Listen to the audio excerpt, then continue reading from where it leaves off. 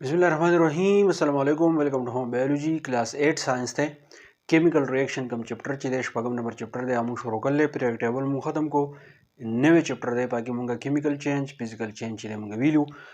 ब्या पाकि मुंगा केमिकल रिएक्शन में दा द्री एग्जांपल जी मारा गस्ती दा chemical reaction the chemical reaction बबारे की अवल दा खबर याद साथे परस कसुगा केमिकल रिएक्शन खबर को मा पाकि बुनियादी तौर कमी खबरी जमा सर अहम दी अवला खबर पाकि दा reactants زي نوم لكما reactants या زي لكما reactant reactant مونږ هغه سيزونه ته وایو پرس که زما سره یو دوه سيزونه دي یا درې سيزونه دي او دا د یو بل سره میلاویږي چې کله دوه یا درې سيزونه یا ډېر سيزونه د یو بل سره میلاو شي او په ریزلټ کې مال یو سیز راکړي نو هغې ته مونږ څه وایو هغه سیز ته مونږ وایو products سو ته وایو پروډکټس ته وایو نو په کیمیکل ریاکشن کې یو ریاکټنټ ضروری دی چې ریاکټنټس تاسو سره وي نو دغه ریاکټنټ چې کله ملاویږي دا به تعالی صدر کوي دا به تعالی پروډکټس درکوي اوس خو دا مختلف قسم کیمیکل ریاکشن کیږي زموږ په روزمره ژوند کې موږ ته پته نه لګي نو ته موږ فکر کړلی که موږ یې فرض کړه لیبارټرۍ کې کوو نو هغه پریکټیکلي چې دی موږ کوو موږ ته څه نه څه چې دی هغه محسوسیږي خو چې کله یو کیمیکل ریاکشن موږ په ریټن فارم کې لیکو نو هغه موږ داسې لیکو چې اول به زما سره کم ریاکټنټس چې دي هغه به میلاو شي د ریاکټنټ نه بعد به زه داسې یو ایرو کومه چې د هغې به داسې ښی طرف ته چې دی مخه وي د ده مخه به کوم طرف ته وي داسې ښی طرف ته وي نو دلته کې به دا ماله څه راکوي دلته کې به ماله راکوي پروډکټس نو اوس په دې ځان پوه کړئ نو کیمیکل ریاکشن چې کله زه به ریټن فارم کې لیکم نو زما سره درې څیزونه ضروري دي اول زما سره ریاکټنټ ضروري دی دویمې زما سره دا ایرو ضروري دی او درېمې زما سره دا پروډکټ چې دی دا ضروري دی چې دا درې څیزونه یي نو ستا کیمیکل ریاکشن چې دی هغه ټیک دی بله به دې کې خبره راځي بیلنسینګ ورته ویلی کېږي بیلنسینګ دې ته وایي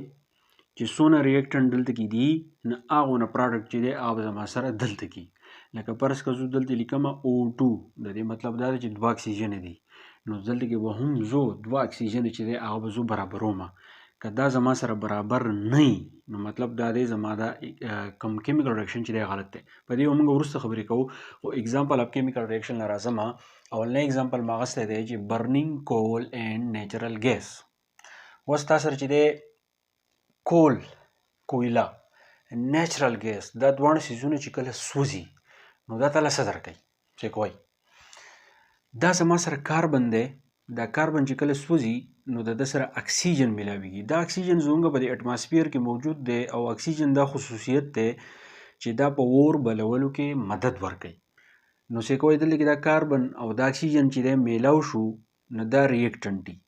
دا ایرو نشان ما کړلی د دې مطلب دا دی چې دا دواړه میلاو شو دي او په بدل کې ماله دا کاربن ډای اکساید ګیس راکړلی نو دا د کیمیکل ریاکشن اگزامپل دی دا ریاکټنټ دي دا ایرو دی او دا پروډکټس دي نو په دې کې زما سره دا کیمیکل ریاکشن اگزامپل دی دلته کې کاربن یو دی دلته کې یو دی دلته کې اکسیجن دوه دي نو دلته کې اکسیجن دوه دي نو دا اگزامپل چې دی زما سره بالکل ټیک ټاک دی ښه بیا زما سره CH4 دی میتین ګیس ورته موږ وایو کله چې دی سوځي نو اکسیجن پکې خپل کردار ادا کوي نو دا ریاکټنټ دی دا ایرو دی اخو یې ماله سره کړلي چې کله CH4 د اکسیجن سره میلاو شي نو دا ماله کاربن ډای اکساید ګیس راکوي د هغې نه علاوه واټر ویپرز راکوي نو دا هم زما سره د کیمیکل ریاکشن یو بیسټ اگزامپل دی دویمه اگزامپل ما هغه راغستی دی روسټینګ اف آیرن روسټینګ مونږ دې ته وایو فرض که زموږ سره وسپنه ده دا وسپنه چې کله په کولاوزي کې پرته وي نو دا وسپنه چې دا لږې ورځې بعد دا د خپل رنګ بدل کړي او دا وسپنه چې دا زګه زګه شي نو دغې ته مونږ وایو رسټینګ اف آیرن آیرن مونږ وایو وسپنې ته وایو او د وسپنې سره چې ما تاسو ته وایي کوم عمل به سره وشي نو هغه رسټینګ اف آیرن دی دلته کې ما FE لیکلی نو دا سمبل دی د آیرن او دا څه دی اکسیجن دی نو اکسیجن اټماسفیر کې موجود دی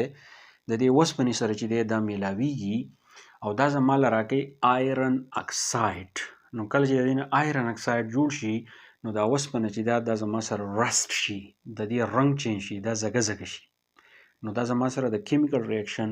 یو بیسټ اگزامپل دی درېمه اگزامپل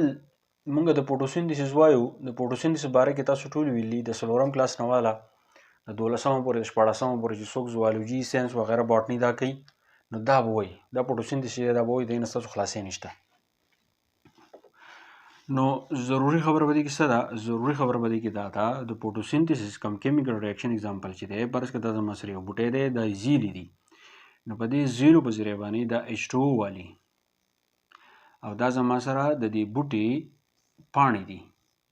نو په دې پاڼو باندې دا څه شی والي نو په دې پاڼو کې دلته کې واړه واړه سوري چې هغې ته ویلی کېږي سټومیټا. څه ته ویلی کېږي؟ سټومیټا. نو په دغه سټومیټا باندې دا یو ګیس والي چې هغې ته ویلی کېږي کاربن ډای اکساید. نو دا H2O او دا کاربن ډای اکساید کیمیکل ریاکشن مالیکول څه کوي؟ دا کاربن ډای اکساید دی دا H2O دی دا دواړه چې دی میلاو شي نو چې کله دا میلاو شي نو دا موږ له دوه څیزونه راکوي یو ته موږ وایو ګلوکوز چې هغې ته موږ خوراک وایو دا بوټی په خپله هم استعمالوي او موږ دې هم په مختلفو طریقو باندې چې دی هلو او بل موږ له راکوي اکسیجن چې هغه زموږ د ژوندي پاتې کېدو لپاره چې دی یو اهم ګیس دی. نو دا کاربن ډای اکساید H2O څه دی؟ ریاکټنټ دی دا ایرو دی او دا زما سره څه دی؟ پروډکټ دی. نو داسې خو په زرګاو مثالونه دي خو ستاسو کلاس 8 ساینس کې بالکل اسان اگزامپل یې راغستی دي چې کول اینډ نیچرل ګیس چې کله سوځي سیجل کېږي آیرن چې کله کې چې کله رسټینګ کېږي سیجل کېږي او چې کله فوټوسنتھسس کېږي نو سیجل کېږي د هغې کیمیکل ریاکشن چې دی هغه څه دي په دې کې ریاکټنټ وپېژنئ په دې کې پروډکټ وپېژنئ. ریاکټنټ دې خواصونه پکار دي پروډکټ خواصونه پکار دي کیمیکل ریاکشن به کله صحیح کېږي کیمیکل ریاکشن به کله غلطېږي دغه به د انشاءالله تاسو ته په بله ویډیو کې وکړم. دا کم کیمیکل ریاکشن چې دي دا خبره یاد ساتئ چې کله تاسو کلاس 10 کیمستري وایي نو کلاس 10 کیمستري کې په کیمیکل ریاکشن باندې ډېر زیات زور ورکړلی او چې کله تاسو انشاءالله 12 ته ورسئ نو په 12 چې کومه کیمستري ده د هغې چې کوم اولني کوم چپټرې دي نو په هغې کې د کیمیکل ریاکشن باندې ډېر زیات زور ورکړلی. د کیمیکل ریاکشن دپاره دا یاد ساتئ چې تاسو سره پیریاډک ټیبل وي پیریاډک ټیبل کې چې کوم ایلیمنټس وي هغه تاسو ته یادي که یادولی نه شي خو چې پیریاډک ټیبل تاسو سره هر ټیم وي.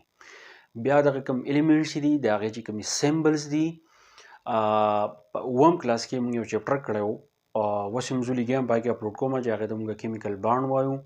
ستاسو په دې اتم کوم بک چې دی په دې کې هم موږ ویلي آیانیک بانډ کوویلنټ بانډ چې دغه بانډ په باره کې تاسو ته علم وي تاسو ته د سیمبلز په باره کې علم وي تاسو سره چې دی پیریاډک ټیبل وي تاسو ته چې دی اټامیک نمبر تاسو ته یادي تاسو ته اټامیک ماس یادي